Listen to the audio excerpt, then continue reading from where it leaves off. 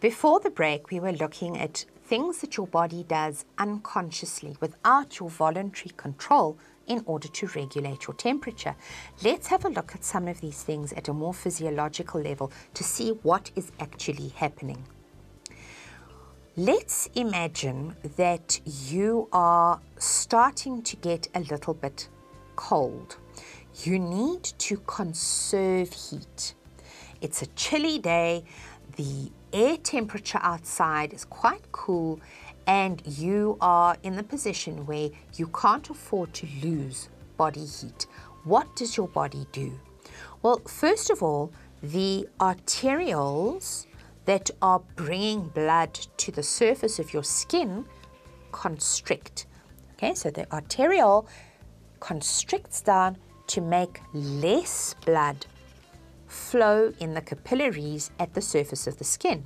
This diagram here shows the epidermis, the surface of the skin, and a little bit deeper in the dermis. And it's in the dermis where you have the temperature control mechanism taking place, because it's in the dermis that all your blood vessels are. So if these arterioles here that are found in the dermis, if they constrict, they become narrow. That means less blood is going to flow in the capillaries, and the least amount of blood that can get through means that little heat is lost. You're not getting a lot of blood coming to the surface. You might be in the opposite situation, where you need to lose a lot of heat from your body. You've been running or playing sport, or possibly you're ill and your temperature inside your body has risen uncomfortably or dangerously high due to the metabolic activity of bacteria or viruses that are causing this temperature or your fever to increase. And so you need to get rid of excess body heat. Well, exactly the opposite takes place. These arterioles dilate. That means that they become a lot wider, so more blood can flow in the capillaries. You can see here on the diagram, these vessels look much wider, and because more blood, not less blood, more blood is flowing inside these vessels, you're going to have much more heat loss, and you're going to be able to get rid of the heat that was in your body from exercise or a fever. And in that way, that is one of the ways that your body is going to be able to get rid of heat. In white people, you often see this actually happening, because as the blood flow increases to the surface of the skin, you'll see that their faces become a little more flushed or pinker. And that is an indication that they are overheating. It's a very easy way to see when young children have been running around. If their faces start to get flushed and pink, that means that they are overheating, and you'll usually tell them to go and have something cool to drink, or to sit in the shade, or to stop exercising. Another way that you can physiologically control your temperature of your body is through the hair and the hair layer on your body. This doesn't work as well for humans as what it does for dogs, for example, or animals that have a thick coat of fur.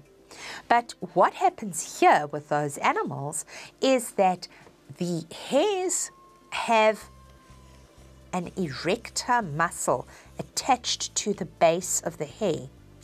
If that erector muscle is relaxed, the hair lies close, flat on the surface of the animal's body.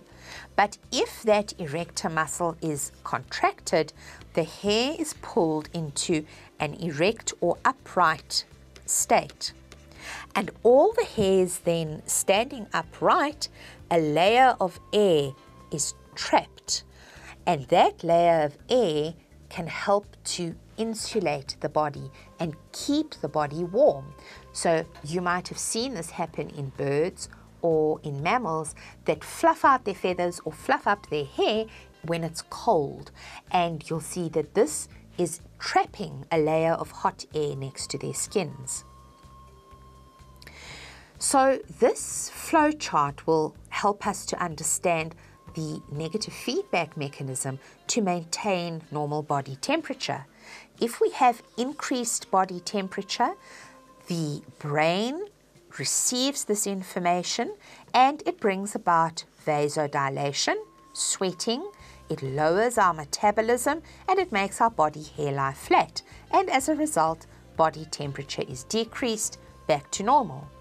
If we have the opposite situation happening, you have decreased body temperature, you're getting cold in other words, this also activates this heat center in the brain, and you're going to have vasoconstriction, no sweating, a higher metabolism, and the body hairs will stand erect to trap a layer of air, and your body temperature will increase, bringing the decreased body temperature back to normal.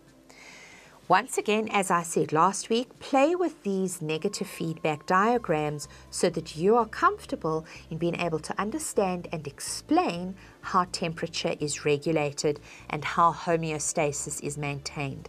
A little tip, it's often asked as an essay question, so really tackle a couple of these flowchart diagrams and make sure that you know exactly how they work. And that brings us to the end of today's lesson. I've enjoyed my time with you. I'll see you again next week. Goodbye.